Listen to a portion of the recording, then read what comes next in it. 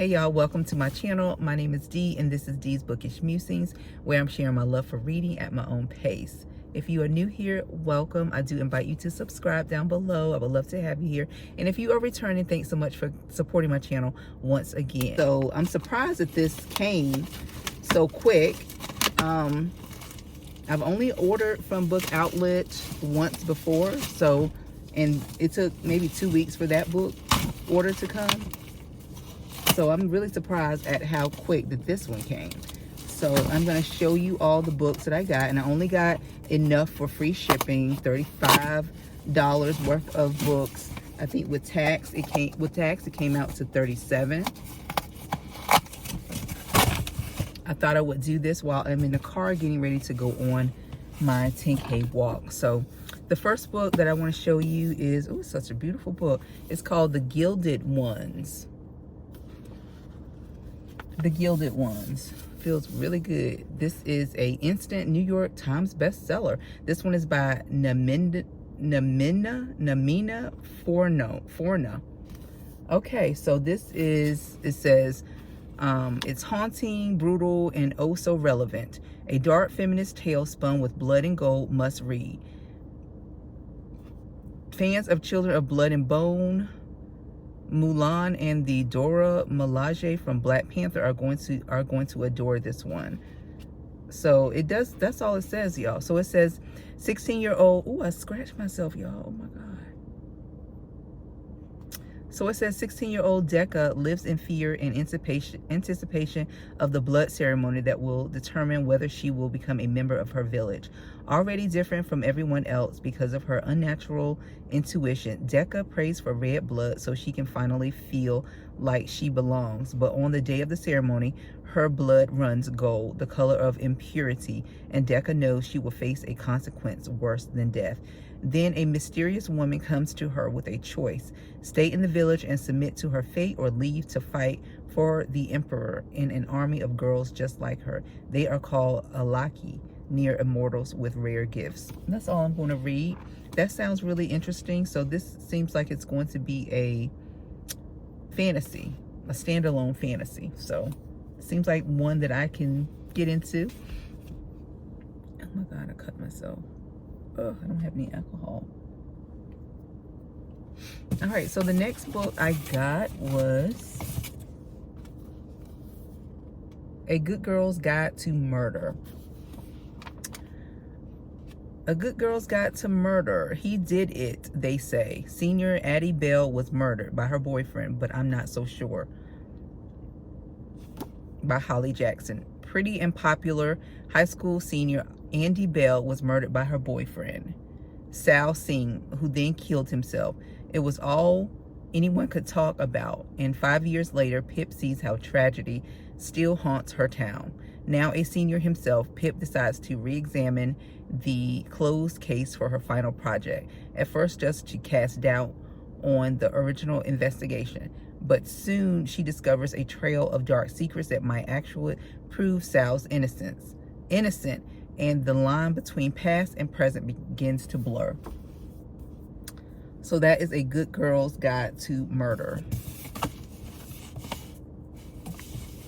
The next book, I was so excited to see that this was on Book Outlet for $5.99, y'all. What? This just came out. How was that possible? Zeal by Morgan Jerkins. It is a hardback. So I never would have bought a hardback because I don't like hardbacks. But at $5.99, I was not about to turn that down. So I'm not going to read the premise of this book because this is a new release. And so I'm sure you guys have heard about that book. Okay, so I've got 3 more books. So the next book is, ooh, yes, Make Me Famous by Maud Ventura. I actually loved and rated My Husband by her 5 stars. And so I had to get this one. She is, I only read 1 book, but she could be one of my favorite authors.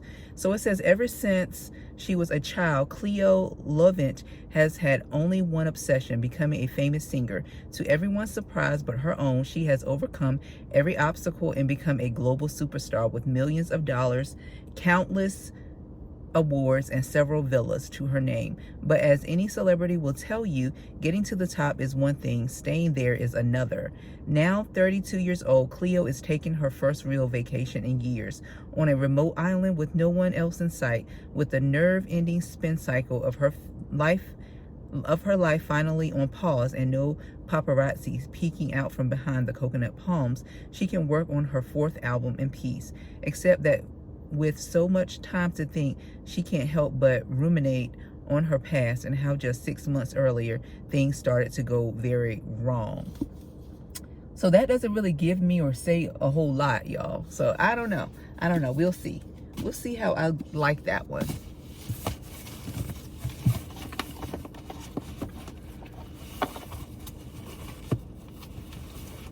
And so far all the books are in really good condition.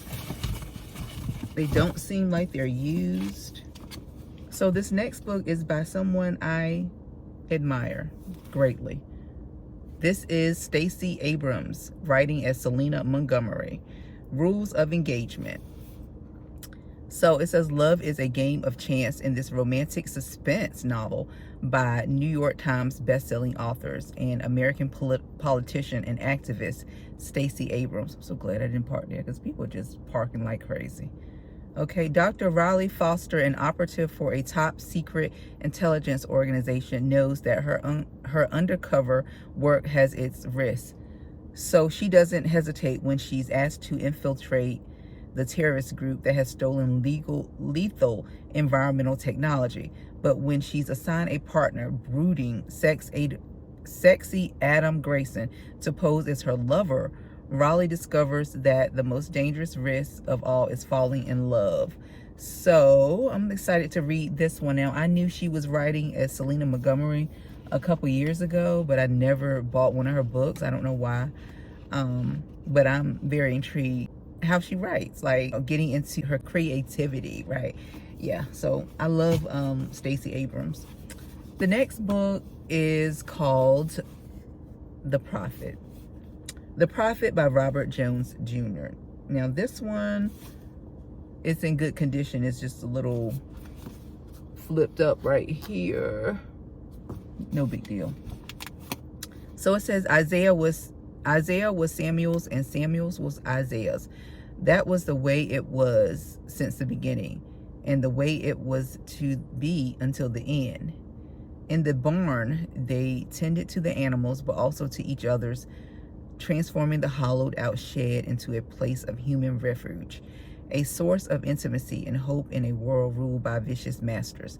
But when an older man, a fellow slave, seeks to gain favor by preaching the master's gospel on the plantation, the enslaved begin to turn on their own. Isaiah and Samuel's love, which was once so simple, is seen as sinful and a clear danger to the plantation's harmony.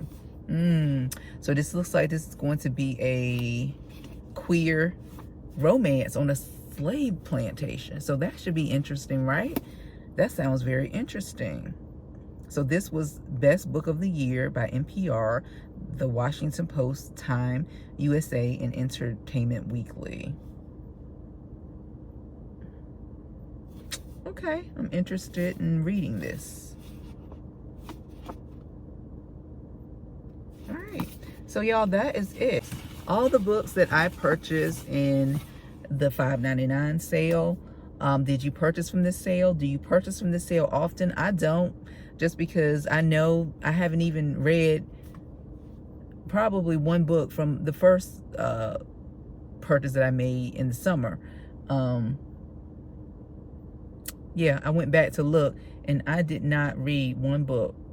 I only bought enough to get the $35, but I don't think I've read one book. Maybe one. That was it. But I was just buying books. But I feel like these books are more curated, right? More something that I'm interested in reading.